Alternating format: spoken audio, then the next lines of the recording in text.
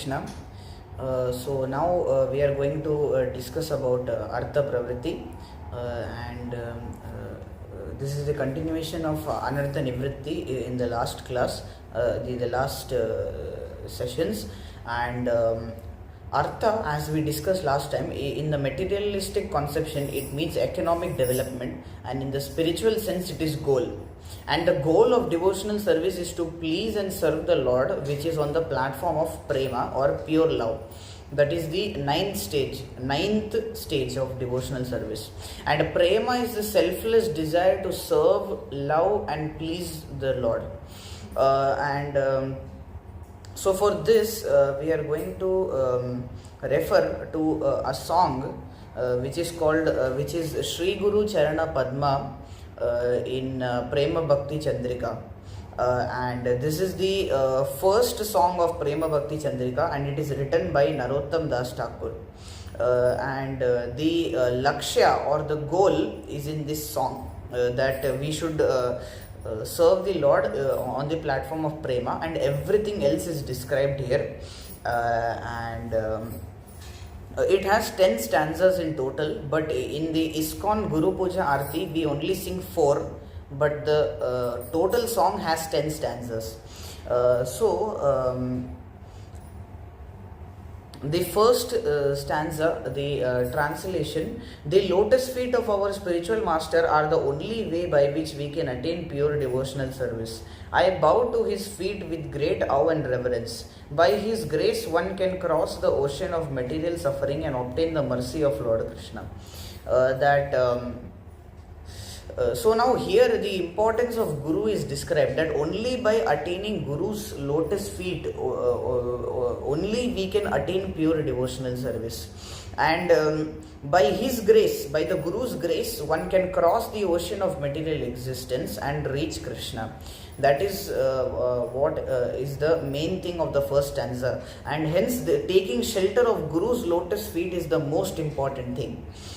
And now here Anartha Nivritti, crossing the ocean of material existence, and Artha Pravrtti, achieving the goal, reaching Krishna's lotus feet, happens at the same time when we take shelter of Guru's lotus feet. So Anartha Nivritti is when Guru gives the light of knowledge and gives the prema that everybody is wishing for. Moving forward, second stanza says that my only wish is to have my consciousness purified by the words emanating from his lotus mouth. Attachment to his lotus feet is the perfection that fulfills all desires. Now again, Guru gives the light of knowledge. Guru is actually helping us by giving us knowledge of the scriptural literatures, by which we can get to know about the Supreme Lord, and thus so attachment to the Guru's lotus feet is the only thing that purifies everything and fulfills all the desires. And from the dust of the lotus feet of the Vaishnavas and the Guru only we get prema. Otherwise there is no other chance for us to get the selfless desire to serve the Lord and selfless love. So now the third stanza says that he opens my darkened eyes and fills my heart with transcendental knowledge. He is my Lord birth after birth. From him ecstatic prema emanates, by him ignorance is destroyed. The Vedic scriptures sing of his character. Now, here Guru opens the darkened eyes. Again, he gives the knowledge of the scriptures and fills the heart with transcendental knowledge. And he is our Lord, birth after birth. He is the only person who can save us. He is repeatedly incarnating to save the conditioned souls. And by following the footsteps and being in the association of Vaishnavas and Guru, only then ignorance is destroyed and ecstatic prema emanates in our heart. Then we get the Artha Pravrtti and Anartha Nivritti. So We have to graduate from the neophyte platform. Neophytes do not understand the glories of Vaishnavas and they only serve Lord and Guru. Now this is another sideline point, that there is no chance of prema if we ignore Vaishnavas and the dust of their lotus feet. If we serve only Guru and Krishna and ignore Vaishnavas, there is no chance for us to progress, because other Vaishnavas are like the associates of Guru. They are the people who discuss with the Guru, and they are the people with whom the Guru meets and always engages in discussing about Krishna, and thus they are the associates of Guru. And if we don't worship the associates, then worship of Guru is incomplete then. So this can be connected, that the Lord, every time whenever he comes, we never see the Lord alone. We either see the Lord with the cows, we see the Lord with Srimati Radharani, we see Panchatattva, we do not see Chaitanya Mahaprabhu alone, we see all the associates together, all the five. In some pictures, Chaitanya Mahaprabhu goes on Sankirtan with all the devotees, some playing Mridanga, some playing Kartal, all of this is in one picture itself. And so it is like this, that we should worship even the associates also. We should not just directly focus on the Supreme Lord, because the love that the Lord reciprocates with the devotees, that is the prema, that is the love that we want. And same thing with the spiritual master also. The nectar the spiritual master reciprocates with the Vaishnavas or his associates is the nectar that we want. And hence we are supposed to worship even those Vaishnavas. And thus worship of Lord is incomplete without his associates. And this is one special feature of the Gaudiya Vaishnava Parampara tradition, that we always worship the Lord with the associates, not alone.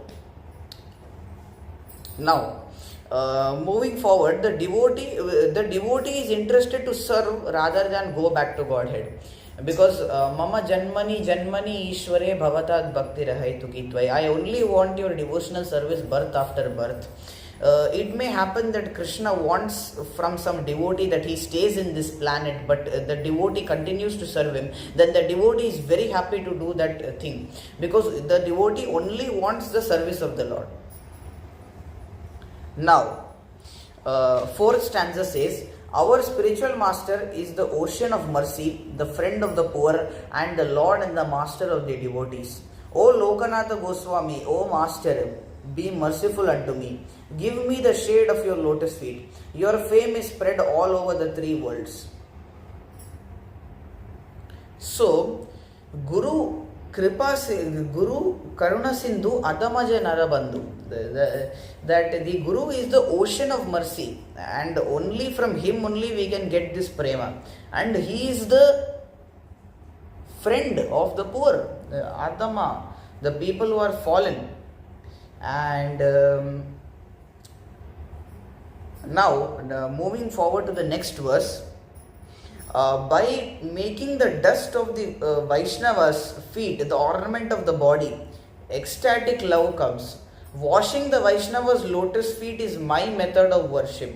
By always associating with Vaishnavas, I shall overcome the darkness of ignorance. Again, the importance of Vaishnavas is being described from the previous thing that we discussed, that if we neglect Vaishnavas, then the worship of Guru is incomplete. And so the Vaishnavas ecstatic love, we get the ecstatic love when we worship Vaishnavas and when we wash their lotus feet. That is the method of worship of Srila Narottam Das Thakur, because he is writing this song. And he states that I shall overcome the darkness of ignorance by associating with Vaishnavas, because they are again the associates of Guru. Now, moving forward to the next sixth verse.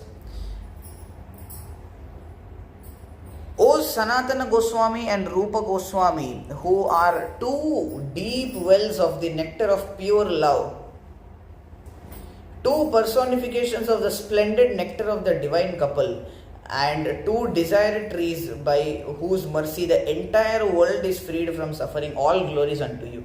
Now he starts to glorify the Vaishnavas, and he says that Rupa and Sanatan are like the wells of Bhakti Ras. They have the nectar which is flowing between Radha and Krishna. They are like the desire trees. The whole world can be satisfied. They can be freed from suffering. Anartha Nivritti. They can get Artha Pravrtti, the nectar between Lord Krishna and Srimati Radharani. That is what Rupa Goswami, Sanatan Goswami symbolize. They are like the wells of Bhakti Rasa. Because of them, the entire world can get satisfied. And now moving forward, Narottam Das Thakur, Srila Narottam Das Thakur, again he continues to glorify them. That in your books, you two great souls clearly described Prema Bhakti. You are the reservoirs of the sweet nectar of the divine couple. Hearing about you brings bliss to the heart. Their sweet mellows are my shelter. Now, they have written so many scriptures on this Prema Rasa. Rupa Goswami, Sanatan Goswami, they are like the premium. They have written so many literatures and given so many commentations and on this, and we all aspire for getting this position, that by reading and hearing these literatures, the Prema Bhakti starts to rise in our heart, and we want this position. Now, moving forward, Srila Narottam Das Thakur, in the 8th verse, he describes the wealth of Rupa and Sanatan Goswami. So, what is the wealth? You are fabulously wealthy, possessing ecstatic love for the youthful divine couple, a love more precious than gold purified in 10,000 flames. O Rupa and Sanatan Goswami, all glories to you. I beg you, please give me in charity some of those jewel necklaces. So, he again describes that is the wealth they have. They have the Prema Rasa between Srimati Radharani and Sri Krishna. And this love is more precious than gold which is purified in 10,000 flames. 10,000 times more purified than gold. And then Narottam Das Thakur, he begs them to get this Prema Rasa, some pearls, some jewels, some of these jewel necklaces. They have what he means to say is that, O Rupa Sanatan Goswami, they have like a ocean of Prema. Out of them, please give me some drops. That is what he means to say. And he says that please give me in charity some of those jewel necklaces. Now, 9th verse, progressing. I shall eternally engage in the ninefold process of devotional service, which is the essential message of Srimad Bhagavatam, and I shall not worship the demigods. Oh brother, I say to you, devotional service is the most exalted kind of worship.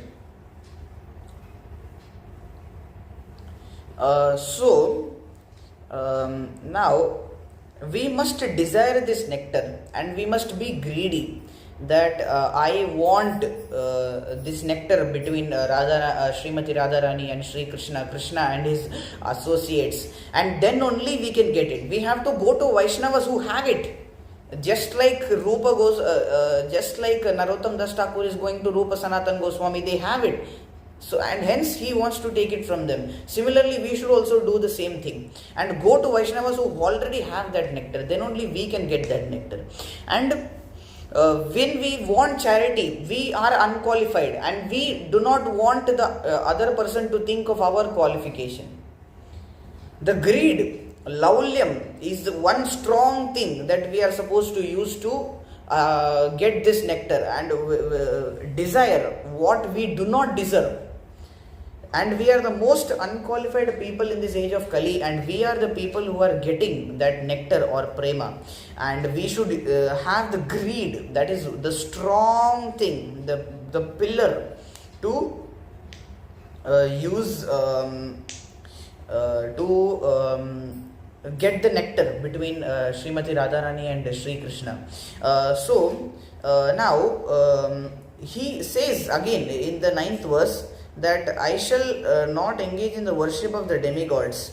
That I shall engage in the devotional service of the Supreme Lord, and I shall always recite the Srimad Bhagavatam and follow the process of devotional service. And Devashraya Nai, Anya Devashraya Nai, I will not take shelter of any demigods. For this prema also has symptoms, and these symptoms are mentioned in the 9th and 10th verses. That it is not only that I want prema, that is not the only thing that we are supposed to say. And from inside it may happen that we want, we don't want. It should not be like that. We should have some symptoms, that the essence of Srimad Bhagavatam is to perform 9 types of devotional service. Shravanam, Kirtanam, Vishnu Smaranam, Padasevanam, Archanam, Vandanam, Dasyam, Sakyam, Atmanivedanam. We should follow these processes. And no worshipping of other demigods, because other demigods give only temporary benefits.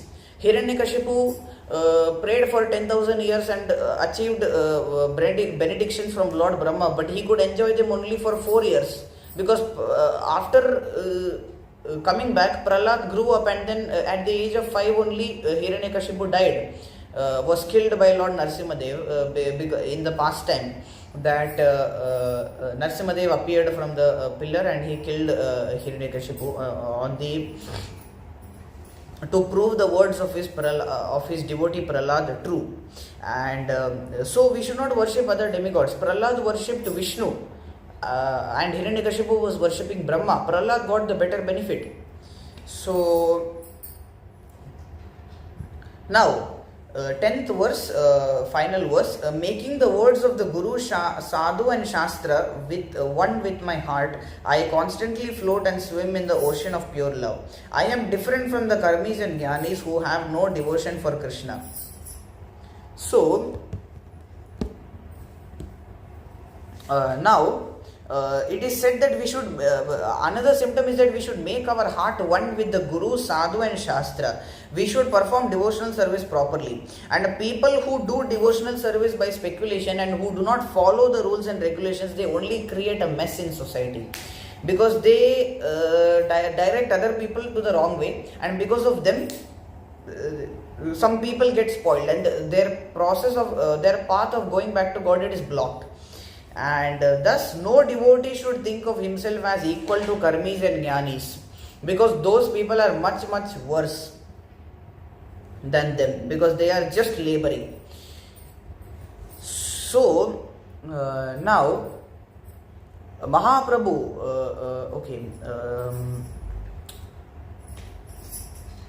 we must beg, ask, cry as much as possible to gain the nectar between the Supreme Lord and his associates.